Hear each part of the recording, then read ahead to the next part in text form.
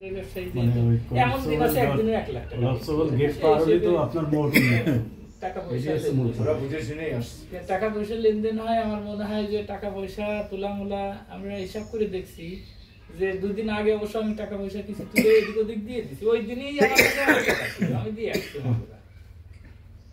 2 জায়গা দিয়ে আইছি টাকা, সেই সব জায়গায় দিয়েছি, চলে আইছি। কিন্তু আমার মনে হয় না আমি ভূতিতে টাকা উঠেছি, এগুলো কেউ দেখার কথা না, সেইভাবে বোঝার কথা না। আসলে এটা পরিকল্পিত, ওর বাড়া যখন হয়েছে এটা হয়েছে আগের থেকেই পরিকল্পনা ছিল, পরে হয়তো একদিনই করেছে, 2 বাড়ি একদিন করেছে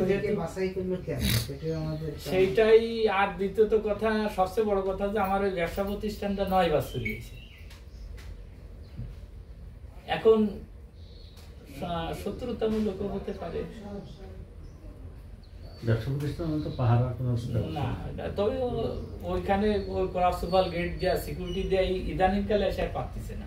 এখন বিদ্যুৎ লাইন দেওয়া থাকে উপরে, ও অনেক সিকিউরিটি দেওয়া ব্যবসায় এখন মানে মোটামুটি সাধারণ কোনো ব্যক্তি অতি সহজে কোনো কিছু করতে পারবে না, আশা রাখি ইনশাআল্লাহ।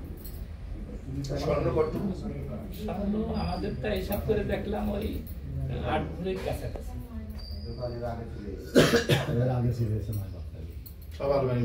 হ্যাঁ, ওইটা আলমারিতে ছিল, স্টিলের আলমারি।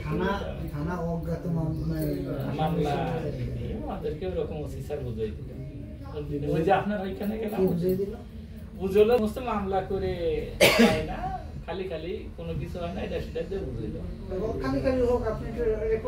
তারপরে ওই দারোগা আসছিল, উনি ছাড়া আর একজন আসছিল, সে আবার বললো কি যে তাহলে দেখি আমাদের রেজিস্টারে কি কি রেজিস্টার নিয়ে আসলে দেখলাম যে আমার 2 দিন আগে রেজিস্টারে হয়ে গেছে, ধরেন 27 তারিখে দিচ্ছে, আর অনেক কিছু 29 তারিখে ডাকছে আবার। তা দেখলাম যে ইস্যুই লেখি নেই আমাকে, সে রেজিস্টারে দেখা মানেই তো এনটিও আমাদের এই কেস এনটিও